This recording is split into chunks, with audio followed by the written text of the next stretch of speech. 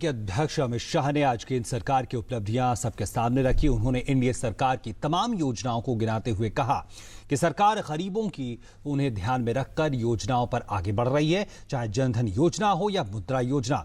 अमित शाह ने यह बताने की कोशिश की कि कैसे सरकार आर्थिक सबलता से लेकर सामाजिक सुरक्षा तक के कई क्षेत्रों में तेजी से काम कर रही है।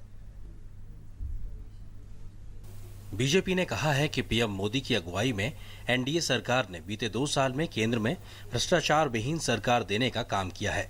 सरकार के 2 साल पूरा होने के मौके पर बीजेपी अध्यक्ष अमित शाह ने कहा कि केंद्र ने जनता की समस्याओं को निराकरण के लिए समस्या सामने आते ही तुरंत हल करने का काम किया है।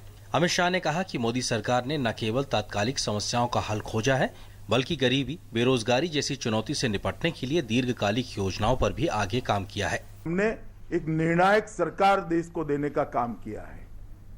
जो सरकार फैसले करती है, जो सरकार नीतियां बनाती है और राजनीतिक इच्छा शक्ति के साथ नीतियों का क्रियान्वयन भी कराती है।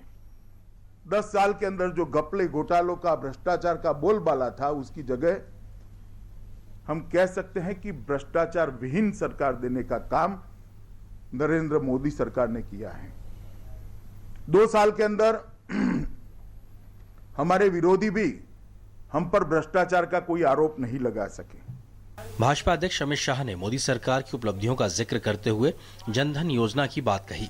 इसके तहत 21 करोड़ गरीबों के खाते खोले गए हैं और 19 करोड़ लोगों को रुपए कार्ड मिला है। इसके साथ ही मुद्रा योजना के तहत स्वरोजगार करने वाले 3.5 करोड़ लोगों को 1.37 लाख करोड़ रुपए का कर्ज दिया गया है। इसके साथ ही गरीब महिलाओं को मुफ्त घरेलू गैस कनेक्शन दिए जा रहे हैं। बीजेपी का कहना है कि मोदी सरकार जन कल्याणकारी योजनाओं को लागू करने में सफल रही है। जिस प्रकार का खाली खजाना यूपीए सरकार छोड़कर गई थी, जिस प्रकार से पॉलिसी पैरालिसिस छोड़कर गई थी, जिस प्रकार से ब्यूरोक्रेसी हतोत्साह थी और जिस प्रकार से जनता में घोर निराशा व्याप्त थी, मैं मानता हूं कि 2 साल के अंदर ये सभी मोर्चों में हमने आशा का संचार करने का काम किया है।